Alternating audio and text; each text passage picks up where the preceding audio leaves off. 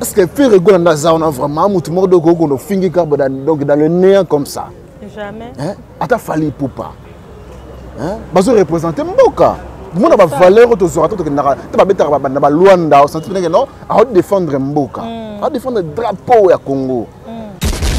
Car il y a ça, donc il y a un commerce. Il y a un plan. Visibilité, le TV abima. Il y a un regretté ah Matika Songo. Prospérer. Yo ça Matika a chance à été. Bon Matika Songo azo prospérer. Matika a à 3 niveaux. Moi je vis bien. T'as là. Moi je vis bien. Na ekinit. Ya ba journaliste à Luanda ndé na cité Kombote. Mais ba ça musa kitoko te. Baby Moussante. Et belé seconde ba comme na bokana showbiz. Ba papi qui fondende. Que baby vous a pédé. Chaîne YouTube ONG7, baby ONG7 chaîne Yassika. ONG7 TV. ONG7 TV. Ah bon, ma film est bien, ma gars bien. Idée professionnelle. Idée professionnelle. Chaîne du nouveau. Pas comme des autres quoi. Balobi awande place Makambozali. Bonjour, bonsoir, partout place Mozali, Nebi Arbo Comité, donc bonjour, on va tout balingaka. Percé Kouchou, première dame, hein, vraiment désormais, Percé Kouchou, Aza vraiment là, ONG CED, Babi, ils sont tous abonnés, dans ONG CED, chaîne Morozo Talama, chaîne Morozo, même la même actualité, il y a bien, chaîne Morozo, même la même Bassamonion, Soyamboka, partout Bazali, donc partout Congolais, Zali, Azo même là, vraiment. Population monde entier basangonyo so ya mboka zali. Donc merci na cordon principal il y a ONG c'est l'évangéliste Jano Kachala. L'évangéliste Jano Kachala. Vraiment merci na Maraville Yavetika ma copine chérie hein. Moi la mère merci aussi à Nadia Kibala Aka Arlette Kibati donc merci na bino tout na linga bino mingi. Le lo vraiment tozo lobela sur la mentalité. Mentalité na biso ba congolais. Pourquoi congolais alingaka kaka ngai? Pourquoi donc vraiment na baki na ozanga mon côté to solongo na confort nga peut to aborder beaucoup de sujets to moni susu lelo mama chako kufi azali susu te matanga ya sila Yossi la zoyate pourquoi artiste comédien mususu bazoyate donc vraiment tozo sala mo analyse moko na sur bino mo ba téléspectateur bo sepela vraiment na émission oyo. Hein, Talara Percé Koucha Koti Makambola. Merci Nabino tout donc. Bonjour, à qui je dis bonjour? Ouais, bonjour Percé les Kouchou, la première dame. Ah oui, hein.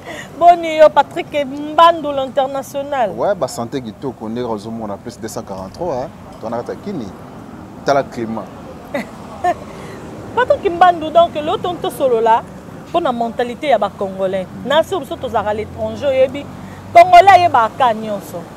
Congolais pour naie donc nyonso ya loba pourquoi tous ça ba congolais ba na mentalité wana mentalité congolais donc ngana na Patrick Mbandou mais la linga kete surtout migolo comme système ba poison hein pourquoi mentalité wana donc congolais alinga kaka place ya zabaye ba kayende pourquoi mentalité on est na biso ba congolais.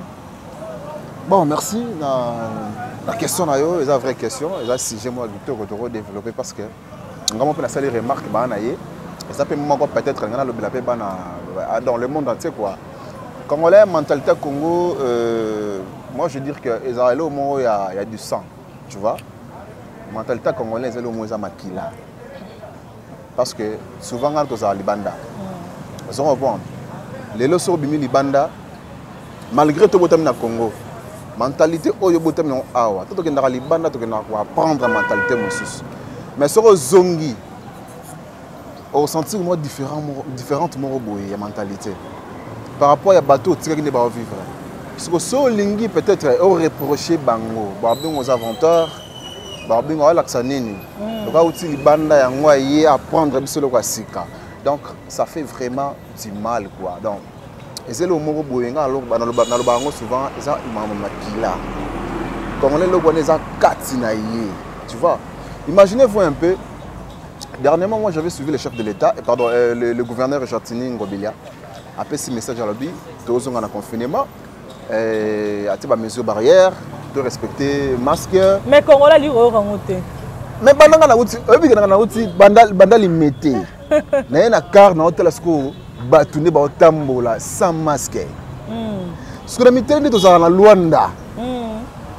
obimaka bokeka na padarie donc boulangerie obikeka na padarie ya boye faut ça na mascara mais na Congo na transport kutu pour mata transport sans masque to oh matati mais sur la Congo ne se ba otambola normal sans plaignant ndetse le waete siko yo na lo bati on to so lo ba congolais likoto ça ba makam o gouvernement zo lo bate pona nini est-ce que couvre-feu yango est-ce que vraiment to lo bela no pi masolo no ya couvre-feu na mama ya corona est-ce que vraiment de Ronangai est-ce que en Afrique surtout na RDC na biso est-ce que vraiment corona ngoza te corona ezali Persil au moins tu vas comprendre le monter malade ça peut-être que biso pont noir to ça un peu moins fort par rapport aussi à climat na biso c'est un climat ni na tropical au moins moi ça trop et on peut-être toujours mais un peu ko résister à la maladie mais na poto j'espère que mon la qui rage ne ba koufi mais n'importe bando na hôpital bando bo mabatu mususu te ba koufi sérieusement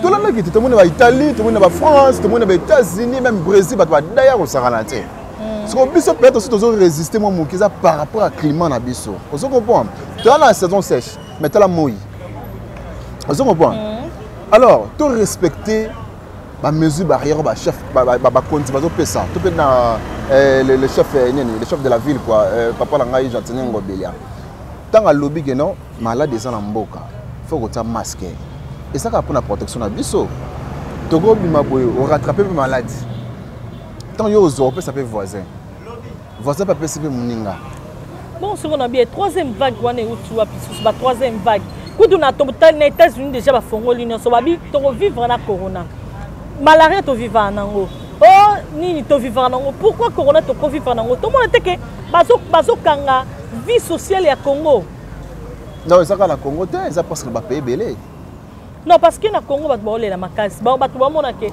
ba kangi boyem susu mutasa mo terrasse ne a otekate oh mutasa la boy a otekate mais tout le monde na yo ka te papa nanga Patrick Mbanu international mais tout le monde aux États-Unis tout est zongi normal on se comprend nous c'est zongi normal pourquoi pas na RDC peut vivre quand na corona ngo les États-Unis est zongi normal c'est par rapport à mesure sur maladie ba vaccin bimi ba vaccin mamuto ba yango tu connais la tête il y a des gens oyo bandimi vaccin ça na batum si ba boyango on se comprend oui, pareil, États-Unis dans la vaccin, France a bimsi aye, mboko susuni na qui dernièrement, ba bimsi pe ya bango.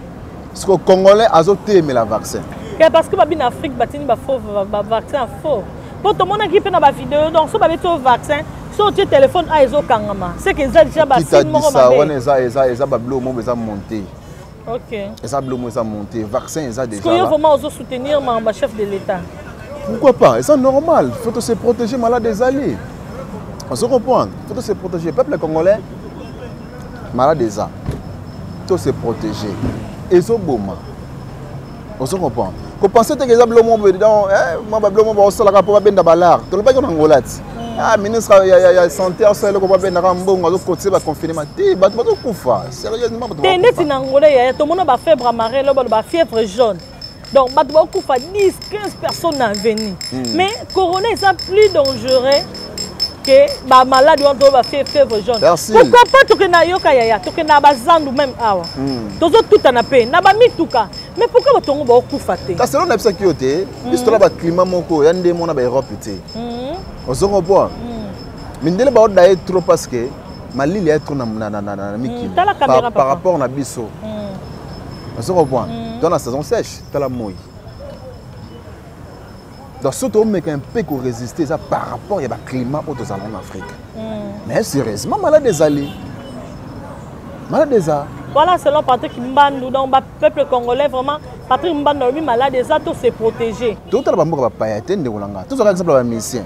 Tout ça, on a loin d'être. Au moins, on sait quoi de Pedro, au moins, on sait le futur de Titika. On se revoit. Au moment où on a des titika, à ça les futurs na nangreya. Ba valoriser culture na bango.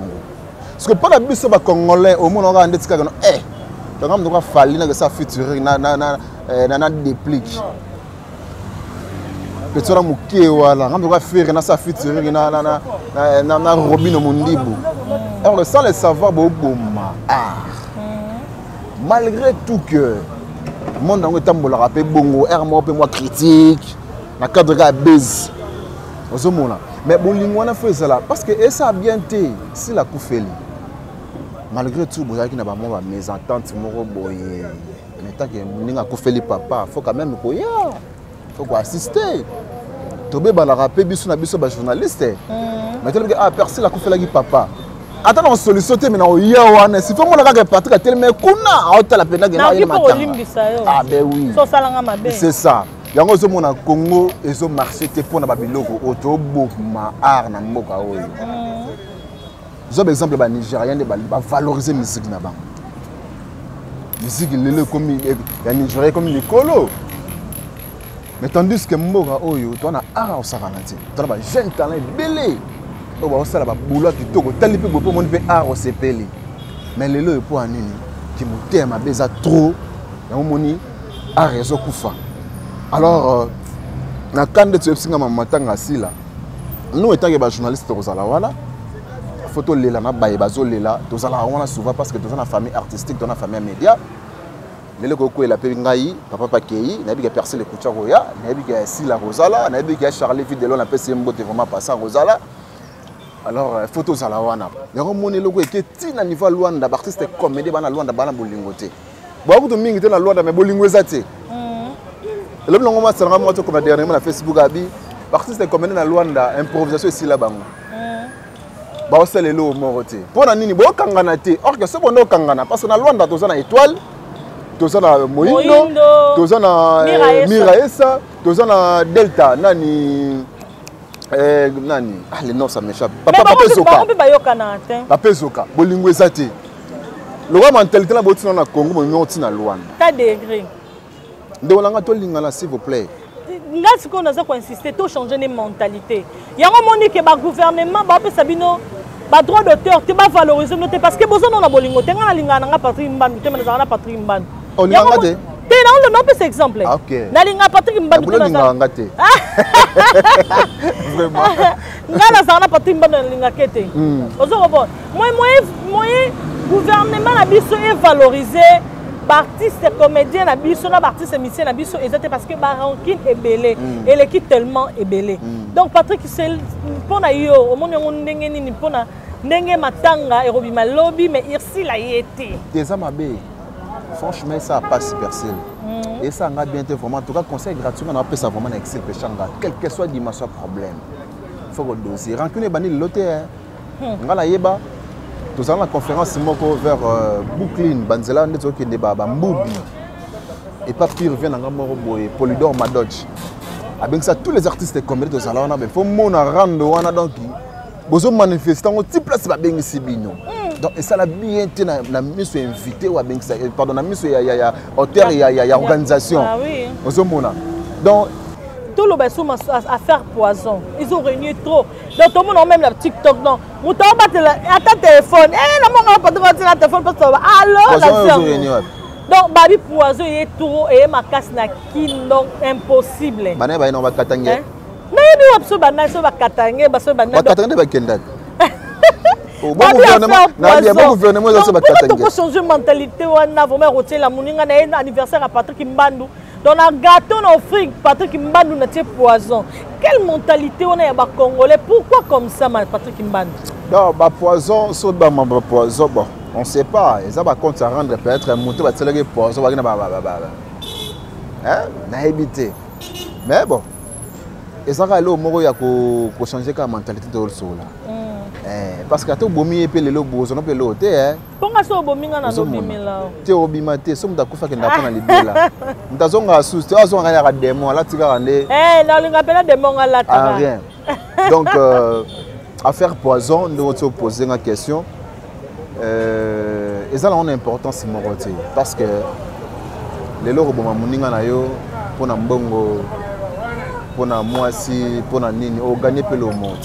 Ah oui. Vous mona hein.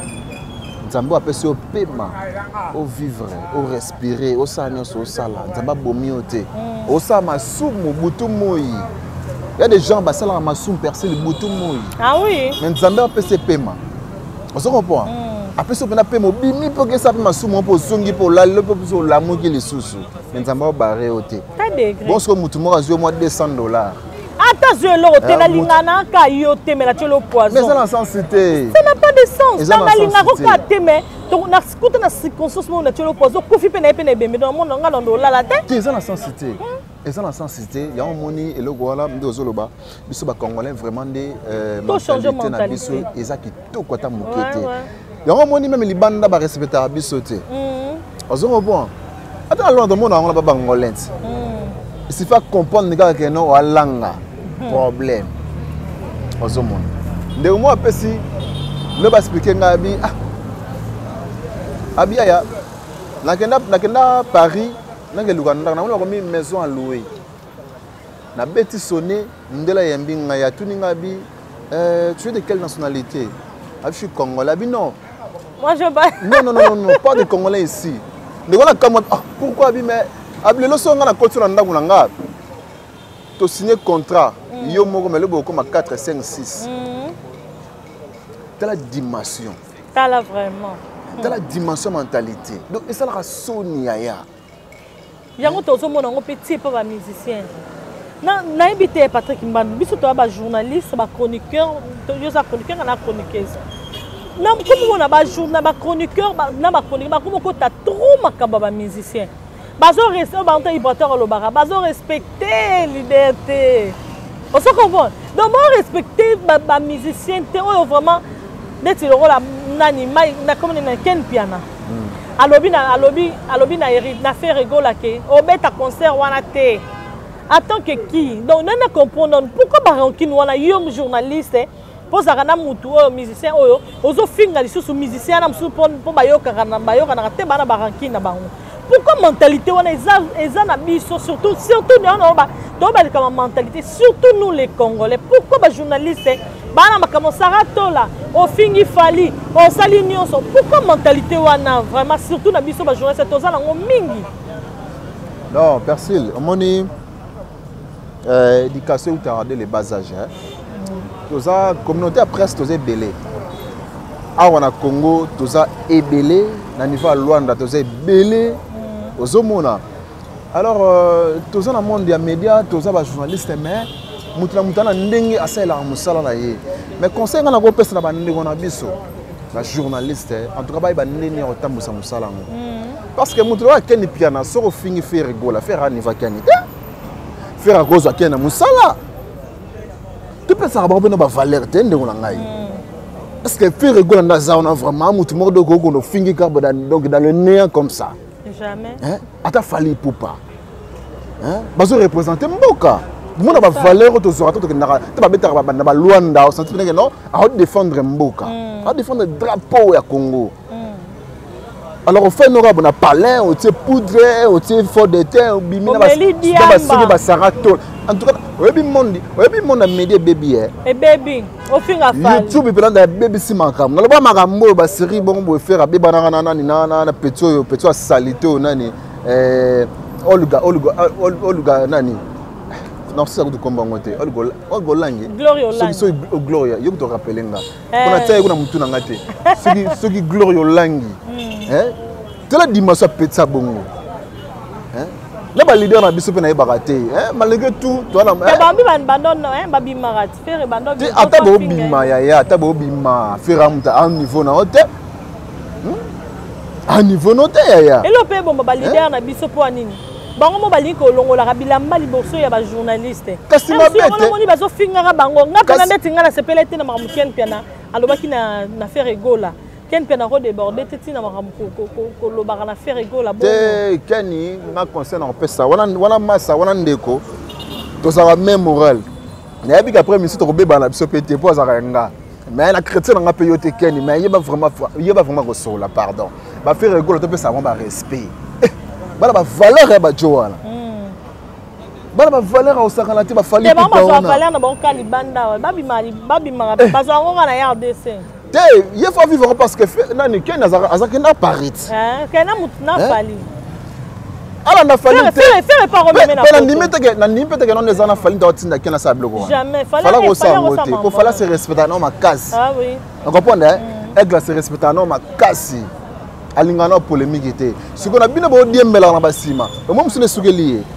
Sarah Tola. Ceux qui Sarah Tol, ceux qui Sarah Nan. Na yébi écoute même pas. Et puis dernièrement la fin du boychon de côté. Nous devons se bien la potote.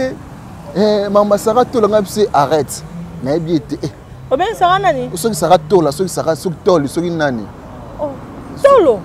Quand c'est. Quand on filme ma belle, n'est pas à ma belle mine les tonnes. Ah métallier. Bon on a un problème. C'est vrai le regard ma kang. Ngana na bakanda ya.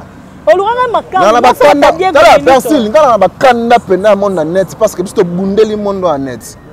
Okoka na ote Sarah. Ngana koka tete. Ngana koka. Le problème nini? Vie ezama en battant. Ozongo ponda. Muso za na ghetto, papa chera na ghetto.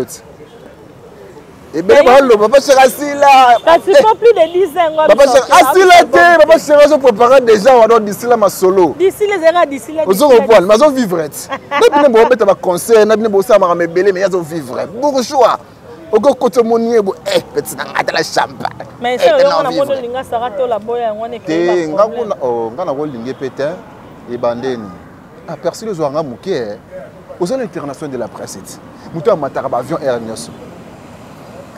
Na yewa, tela délégation, tela transfert le plus cher. On a bien singakin. Après nous sommes en plus au contact. Merci à Ginzambe, babi mon konza ba visa na palanka Ginzambe mutu montre mon vieux que j'aime beaucoup. Donc Patrick Mbandu mtolo bangwa lobi vraiment tous en abolingo ba ken piana botika ko finga ba leader c'est pas bien. Donc soko sakana mutu oyo d'être ngazana mutu so bien na zakana yale na zakana nani. Na ba tout bien, ba Fabrigas, ba Rite Watana ba vie na biso zaka bien. Toujours que ne tomi vraiment ko chiter Patrick Mbandu ba bisinga na kini yo mama na Luanda yo mama na rankine. Na ba nondi boyo kana kate na ba Joël Lutula yo mbima grand yo ndole ki bango mais ba mona ka musalo sala te bomba lekio na boulot. C'est là yo siko donc et là on a ko kango mtema te po yo ki boso kana na sima bi jamais. Na fona lo ballon na Patrick Mbandu l'international. Donc bon ba biso geno. Ah bon, besoin d'information là. Te ngana pom na bango te Lutula c'est un frère à moi et na lingage trop. Nondi aussi c'est un frère. Na le kabon de nin. Pour na ba journaliste muso ba mo bimarable na simanda ba si micro ba mo comme journaliste. Bon na le kabon de. Biso so le kana TV to binga ba journaliste. Mais qualité de siko une expérience à musala. On se comprend. Ba nondi c'est un journaliste oui. Lutula aussi na le kabon te. Mais maana makamusikonde ya CV na qualité boulot. Ozo obonda ngata ba fingi nga balobi n'importe quoi ça dérange pas ngala banda musala okala ba lelote. Na banda musala nga bakini. Pene na kini awa na makambu nga privé na kina sala. Ozo obonda actualité na net si la raté. Ogobi mapela lelo bo zi micro boye mwana nguba fandi wana petit tanga nguba combien? Otika ngubo ndeni. Ngube utamboka nini? Les actualités. Il y a aussi des gens qui ont comprendre actualité comme il faut finir à ministre.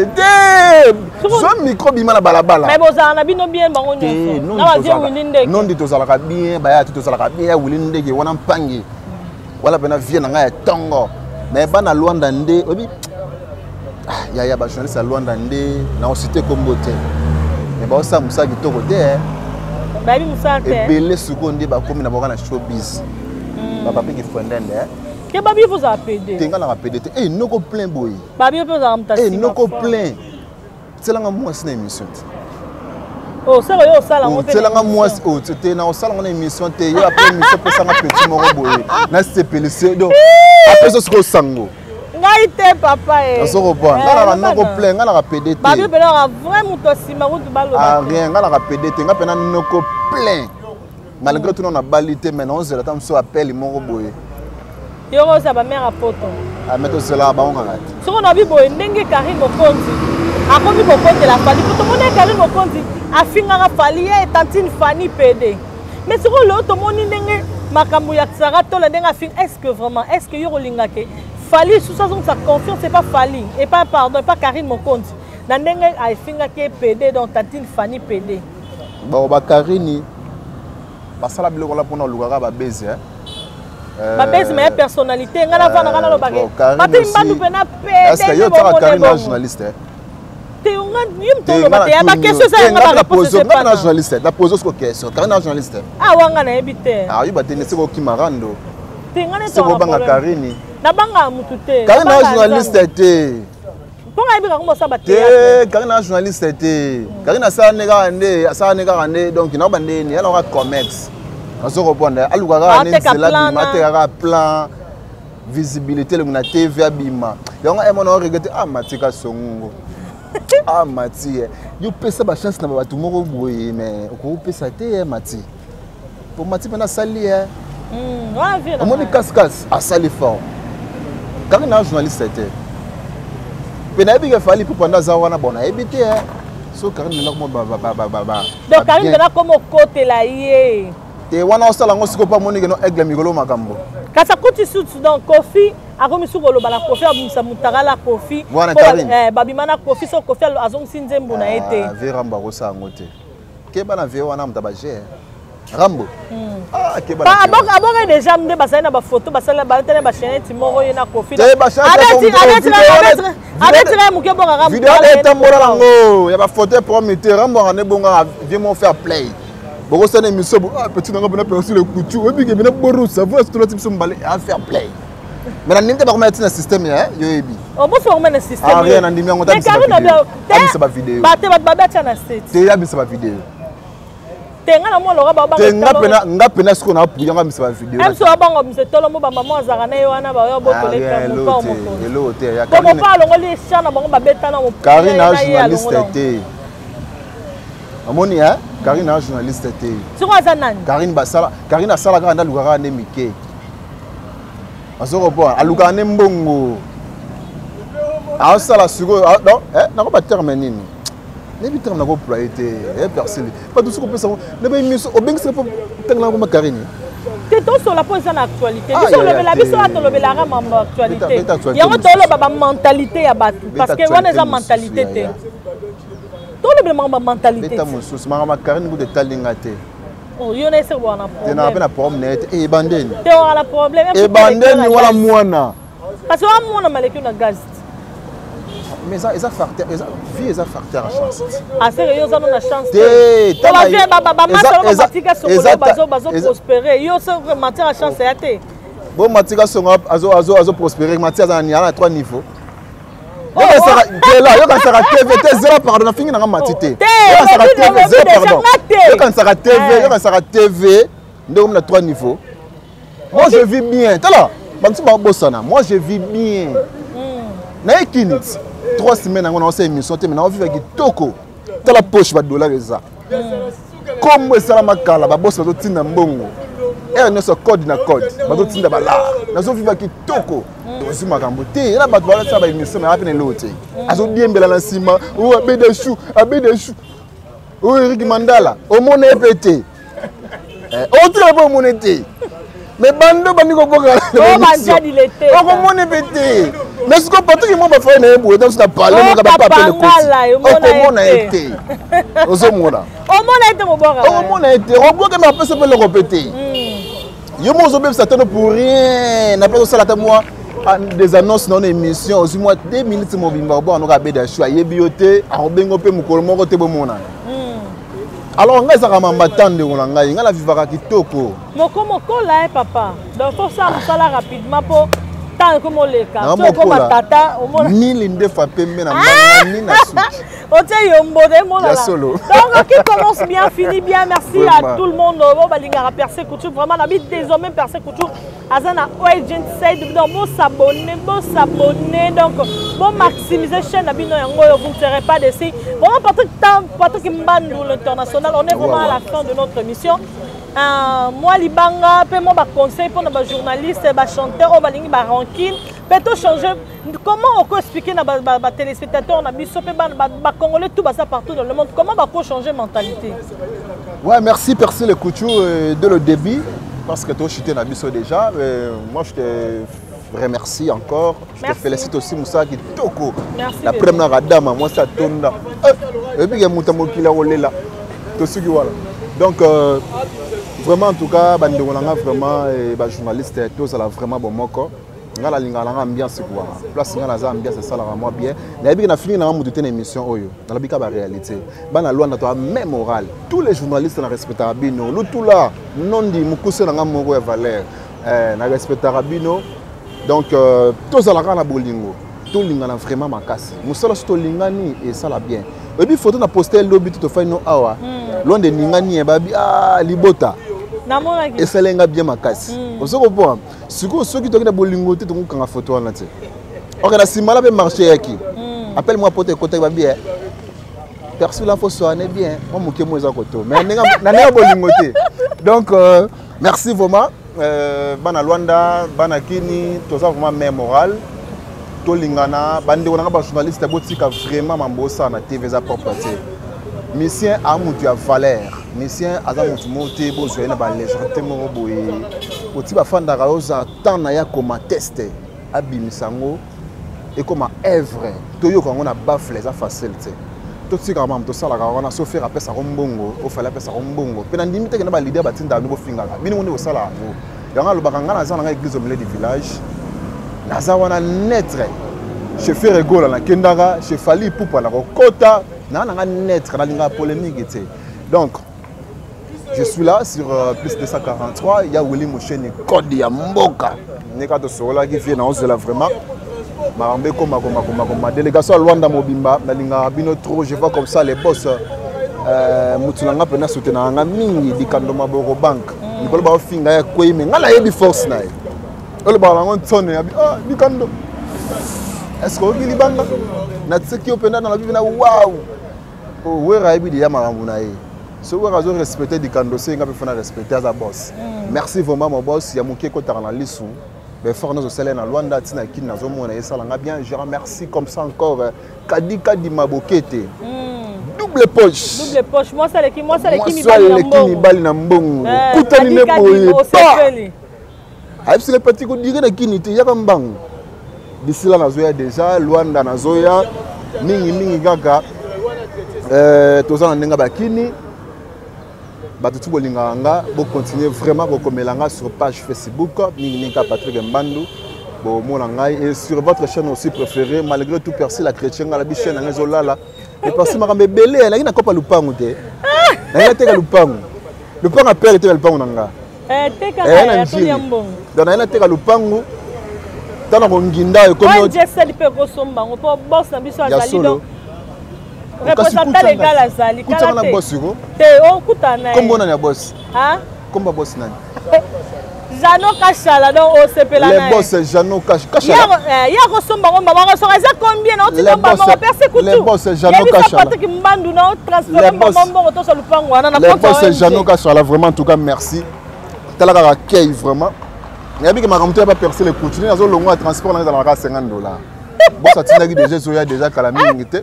Ah, et comme il système MP ça. N'importe quoi combien parce que le système de téléphone moment aujourd'hui. Bon, ça sera 50. Oui. Transport quoi, ça l'a bien.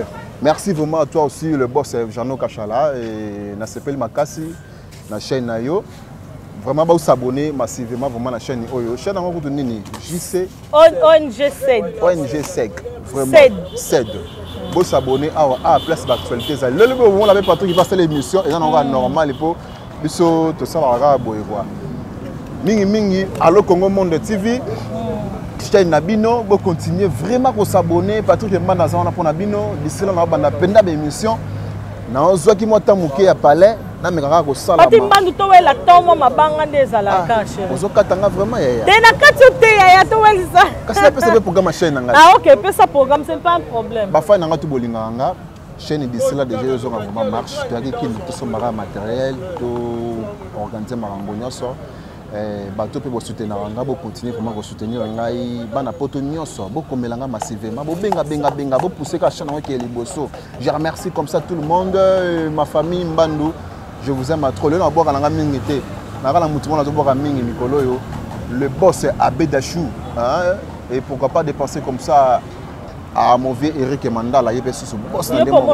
Yebi na bango te obande bo na pe bo mona na te. Ya o sala Remo a o tala Otala audio ndenge yaki na WhatsApp. Vraiment en tout cas merci vraiment et nous sommes ensemble. Ngana de chute to yo. Te yo te connais c'est déjà. Mabanga sili te, mabanga sili. Ça des annonces. Les émissions on ça des annonces ndeni. Mabanga langa sili vraiment merci beaucoup à tout le monde. Merci à tout balinga merci aussi à Patrick Mbandou pour y a respecté l'invitation nanga que j'aime beaucoup. Merci à l'équipe Nyonso ya SED. hein, ONG CEDO vraiment bayambi percé coutume beaucoup et refongwama. Merci aussi à le grand caméraman Bogar Dino Lama Sampo. Merci aussi à Merveille Yemta Simbi Montage. Merci à mon boss hein, Jano Kachala. Donc merci na tout bolinga percé coutume. Merci na Maravilla Vetika. Maravetika, donc on aussi ça, moi $10 et ça, bien bébé, ma chérie privée. Donc merci, ma maman chérie et Jenny Yassa, mon papa Richard Njoli. Donc merci, donc on se retrouve à la prochaine. Merci, pardon, on a besoin de personnes. Mauvais José Balenze, hein, Mpaka, il y a soutenir une femme qui bima, n'angamba boa, tina pendant na prétexte, il y a sécurité, bana lufune ba yambinga, en tout cas faut vous reconnaître. Merci vraiment mon vieux. Merci Patrick Mbandou. Donc merci Ornélie Moga, on l'a dit maman, ma copine, ma cousine chérie que j'aime beaucoup. Merci aussi à Tatiana Mboyo, ma grande sœur, hein, mon sang, mon yaya chérie, donc j'aime beaucoup. Donc on se retrouve à la prochaine numéro. Bisous. Chaîne YouTube ONG7, Babi ONG7, chaîne Yassika, ONG7 TV, ONG7 TV. Ah, bon, ma film est bien, ma gars est bien. Idée professionnelle, chaîne du nouveau, pas comme des autres quoi, Balobi, Awande, place Makambouezali.